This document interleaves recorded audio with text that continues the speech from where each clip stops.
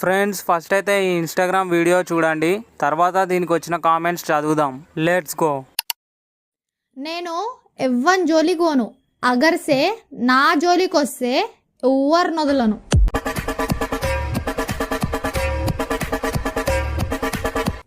Start చేద్దామా? వదలకు అక్క, నీ రీల్స్ చూపించి చంపేయి. ఎందుకు?